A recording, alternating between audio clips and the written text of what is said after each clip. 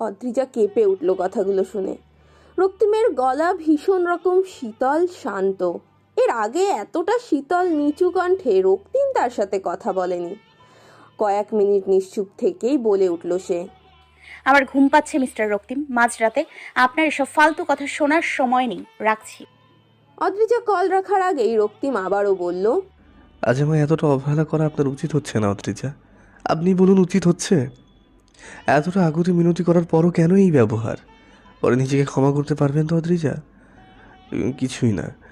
যদি আর কোনোদিন আমার সাথে আপনার কথা না হয়, তবে নিশ্চয়ই কোনো একদিন ভাববেন একটা যুবক আপনার মুখটা দেখার জন্য ছটফট করেছে। বোধহয় তার চোখে পানিও ছিল কথাগুলো শোনানোর সময়।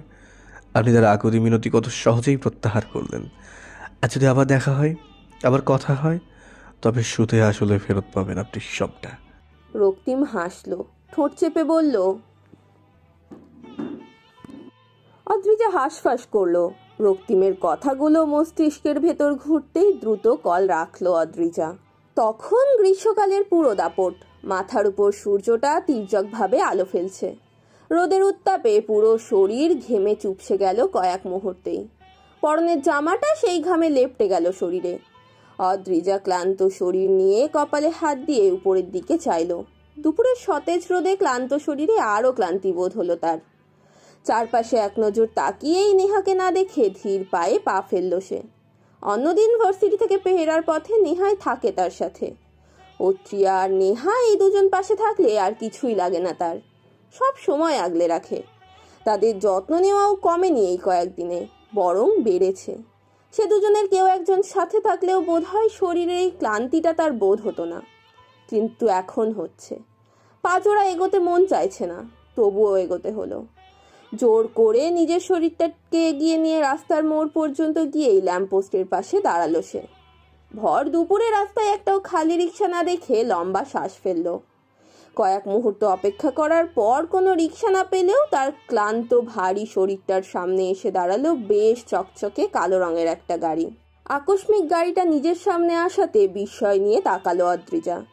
বার কয়েক জোরে জোরে শ্বাস ফেলে ভ্রুজোড়া কুঁচকে নিয়ে তাকাতেই গাড়ির গ্লাস নামলো।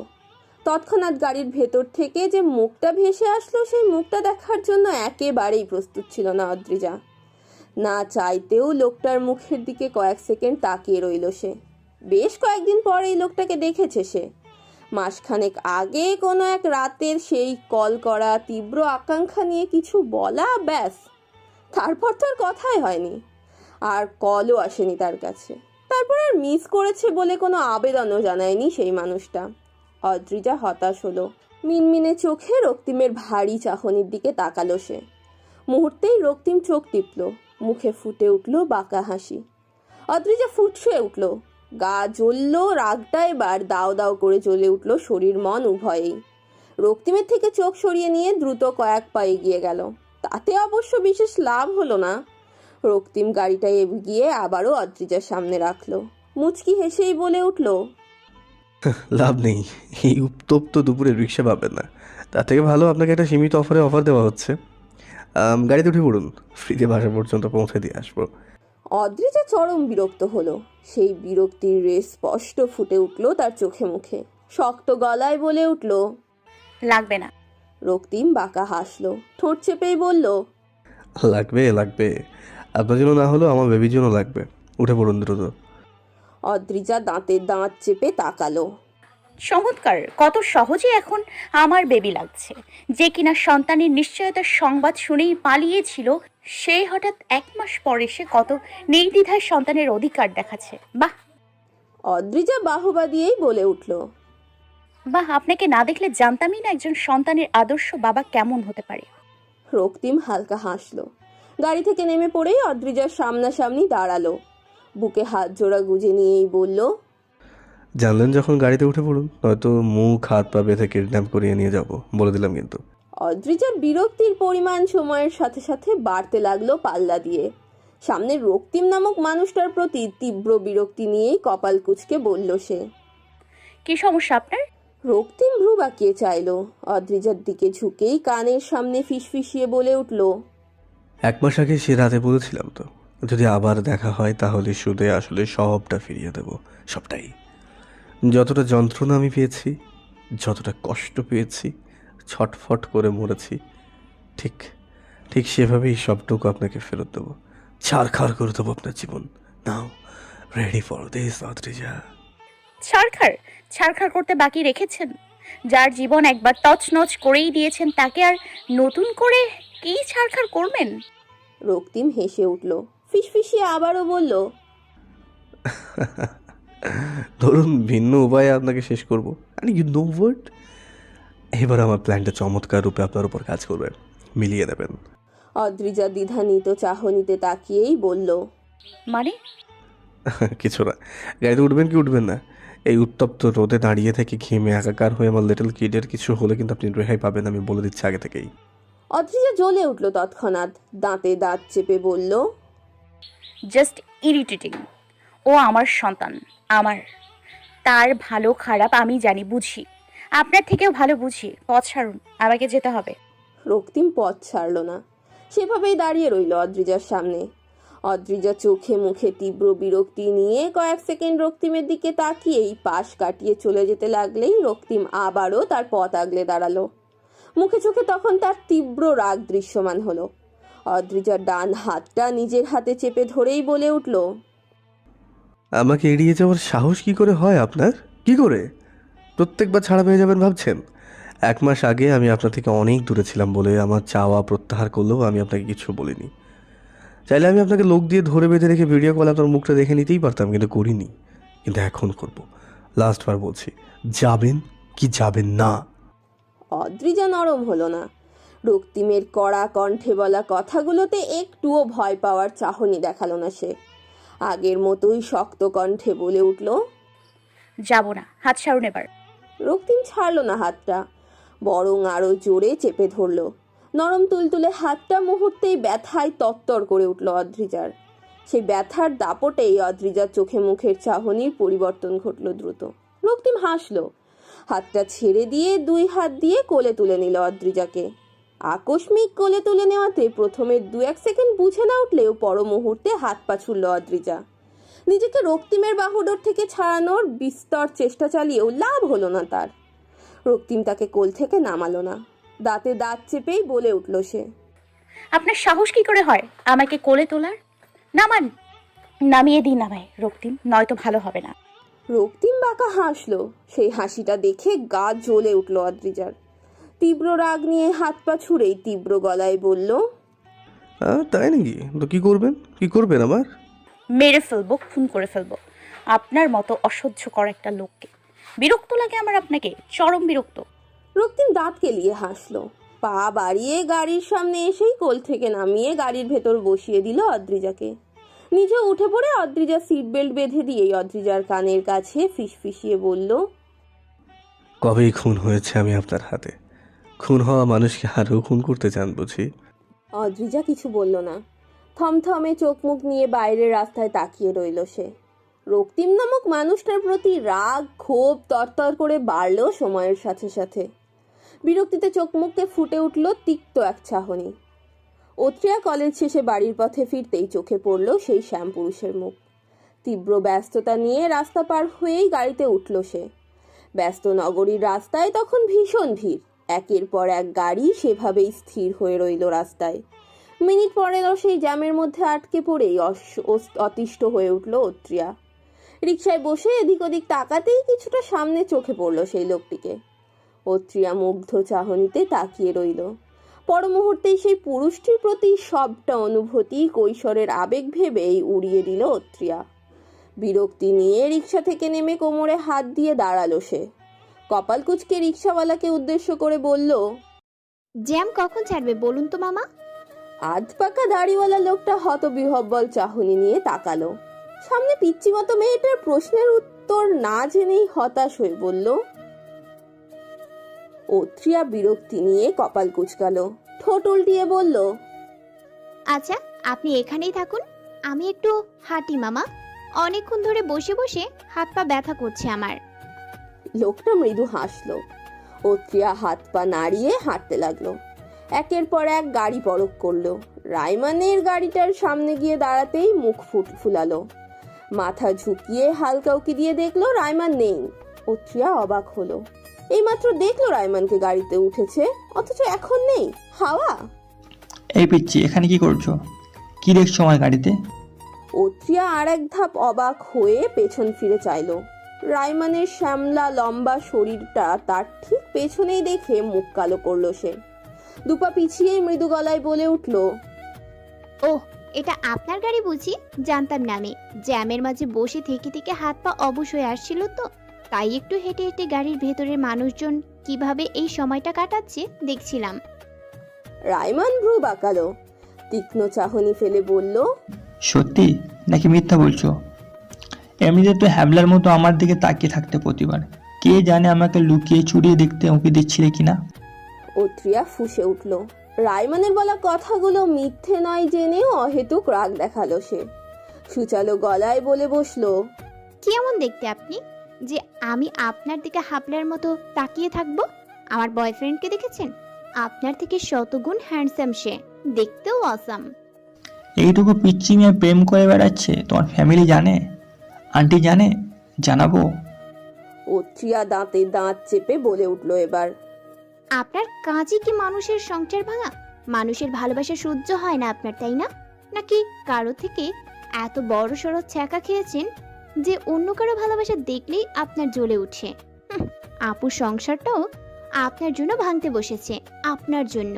ওদের সংসারটা আপনি ইচ্ছে করেই আজ এই দশা করেছেন। আর আজ যখন আমার প্রেমের কথা শুনলেন, সাথে সাথে প্রেমকে বিচ্ছেদে পরিণত করার স্টেপ নিচ্ছেন। রাইমান ভ্রু কুচকালো, বলল, বাকি কথাগুলো মাইন্ড করেছি না আপাতত, কিন্তু ভাইয়া ভাইয়া বললে কেন? কোন জন্মের ভাই আমি তোমার? অত্রিয়া ছোট শ্বাস ফেলেই বলল, আসলে সমস্যাটা কি আপনার রাইমান ভাইয়া? ভাইয়া না আপনি আমার, আপনি চাচুর শালির ছেলে, তো আমার আপনার সম্পর্কটা তো ভাই বোনেরই, তাই না? আপু যদি আপনার বোন হয় তো আমিও আপনার বোন। অত্রিয়া ভ্রু কুচকালো। ততক্ষণে রক্তিমের দিকে তাকিয়েই বলল, হঠাৎ এই পরিবর্তন আপনার মিস্টার রক্তিম? এতটা দায়িত্ব, এতটা কর্তব্য, অবাক হওয়ার মতো না। I am really shocked. Roktim বাঁকা হাসলো, চুলগুলোতে হাত বুলিয়েই বলে উঠল, ধরে নিন এর পিছনে বিশাল এক কারণ আছে। এখন বলুন যাবেন কি যাবেন না? তো এটা অপেক্ষা করছে আপনার জন্য। অদ্রিজা মুখ ফুলিয়ে রক্তিমের দিকে তাকালো, শক্ত গলায় জেদ ধরে বলল, যাব না। আপনার আশেপাশে তো দূর, আপনার থেকে কিলো কিলো পথ দূরেও থাকবো না। ফালতু যে ধরছেন আপনি অদ্রিজা। তখন যেভাবে জোর করে গাড়িতে উঠিয়েছি সেই স্টেপ নিতে হবে তো সোজাসুজি বলতেই পারেন। এত বাহানা দেখাচ্ছেন কেন আমার কাছাকাছি আসার জন্য? আপনি আমাকে চান সেটা আমিও জানি, আর আপনিও জানেন। ফালতু জেদ দেখাচ্ছেন।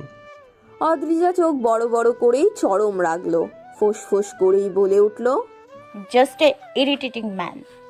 আজ খুবই কথা একদমই বলবেন না রক্তিম। কোনো বাহানা দেখাচ্ছি না আমি। আপনার বাসায় জীবনেও আর প্রবেশ করব না আমি।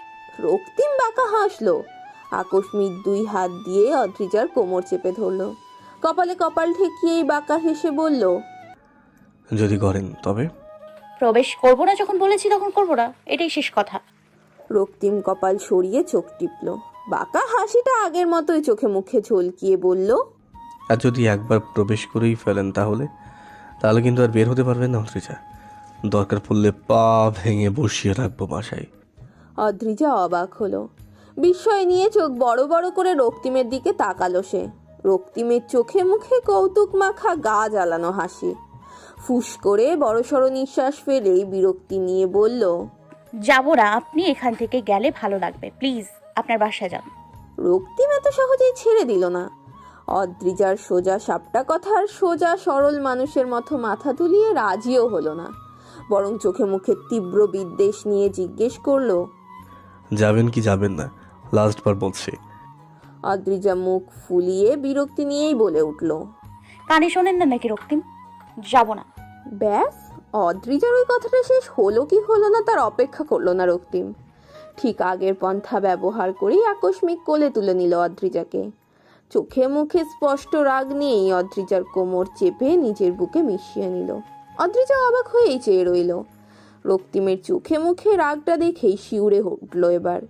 নিজের কোমল লতিয়ে যাওয়া শরীরটা রক্তিমের বাহু ডোরে রক্তিমের শরীরের সাথে লেপ্টে আছে ভেবেই অস্বস্তিতে ভারী হয়ে উঠল চোখ মুখ। নিজেকে ছাড়ানোর চেষ্টা বিশেষ করা গেল না। 2 হাত দিয়ে বেশ শক্তভাবেই চেপে রেখেছে রক্তিম। অদ্রিজা ছাড়ানোর চেষ্টা চালাতে নিলেও নিজের সাথে একেবারে লেপ্টে মিশিয়ে নিল অদ্রিজার শরীরটাকে। দাঁতে দাঁত চেপে শক্ত গলায় বলল, চেয়েছিলেন তো এমন কিছু হোক, খুশি না হয়ে ছটফট করছেন কেন? আমি মোটেই এমন কিছু চাইনি। রক্তিমের রাগে টান টান মুখে এবার হাসি ফুটল। অদ্রিজার কানের কাছে ফিসফিসিয়ে বলল, হুম, বুঝি তো আমি। অদ্রিজা বিরক্ত হলো। অস্বস্তিতে শরীরটা ঘেমে উঠল মুহূর্তে। রক্তিমের বুকের সাথে মাথাটা লিপটে থাকায় স্পষ্ট শোনা গেল রক্তিমের বুকের ধুকপুক করা শব্দ। চোখ ছোট করে রক্তিমের দিকে চেয়ে থাকতেই রক্তিম পা এগিয়ে গেটের ভিতর ঢুকলো। সিঁড়ি বেয়ে দোতলায় এসেই বাসার সামনে নামিয়ে দিল অদ্রিজাকে। কলিং বেল বাজিয়েই অদ্রিজাকে কানে ফিসফিসিয়ে বলল, বাসায় ঢুকলে কিন্তু আর বের হতে পারবেন না, রেহাই পাবেন না, মনে করিয়ে দিলাম জাস্ট। অদ্রিজার আগে ফুসফাস করে তাকিয়ে কিছু বলতে যাবে ঠিক তখনই সুইটহার্ট দরজা খুলল। মাথার সাদা চুলগুলো আজ ছেড়ে দেওয়া, পরনের সাদা শাড়িটাও আজ ভিন্ন নিয়মে যুবতীদের মতো পরা। কানের কাছে একটা শুভ্র সাদা গন্ধরাজও গাঁথা আছে। সাদা কুচকানো চামড়ার মিষ্টি চেহারার সেই শুভ্র ফুলটা চমৎকার রকম মিষ্টতা যোগ করলো। অদ্রিজা মিষ্টি হাসলো। সুইটহার্টের ভিন্ন মিষ্টি সাজ পর্যবেক্ষণ করেই ঠোঁট টেনে হেসেই বলে উঠল, কেমন আছো সুইটার? সুইটহার্ট মিষ্টিভাবে হাসলো। অদ্রিজার গাল টেনেই বলল, একদম ভালো। তুমি? আমিও ভালো। অনেকদিন পর দেখা তোমার সাথে, ভেবেছিলাম আর কোনোদিন দেখাই হবে না তোমার সাথে। সুইটহার্ট হেসে বলল, ভেতরে আসো, ফ্রেশ হয়ে বিশ্রাম নাও কিছুটা সময়।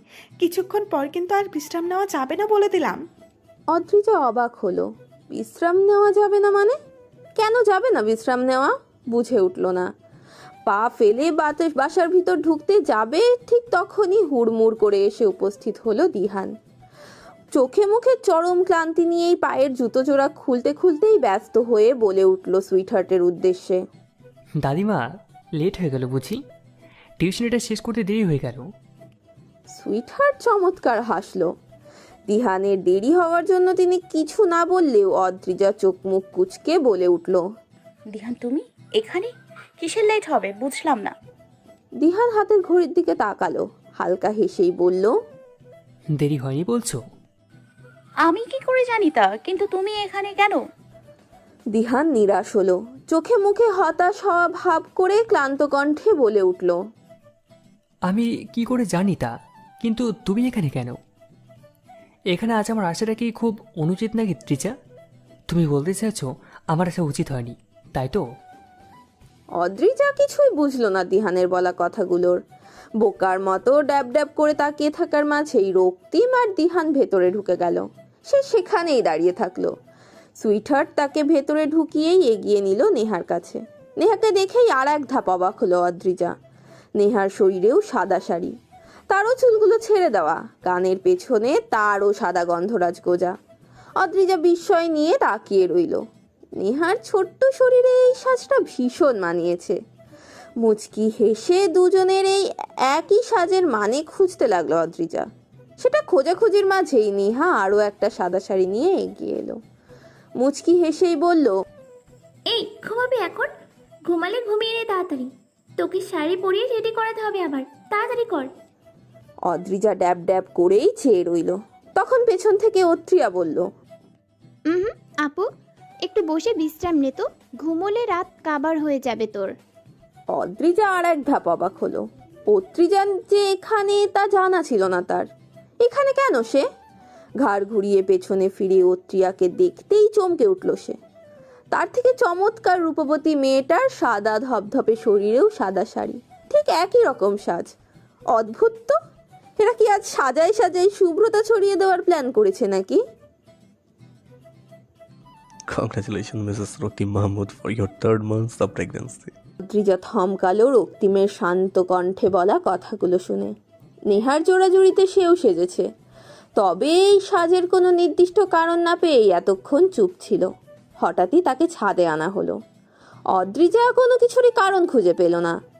শান্ত গম্ভীর চাহনি ফেলে প্রশস্ত ছাদটার দিকে তাকিয়ে তাকিয়ে দেখছিল কেবল। বেশ সুন্দর সাজানো হয়েছে ছাদটাকে। ছাদের মাঝখানটায় ইয়া বড় একটা টেবিল, টেবিলের উপরই বড় সড়ো কেক রাখা। ছাদের ঠিক সেই জায়গাটায় বেলুন দিয়ে চমৎকার সাজানো।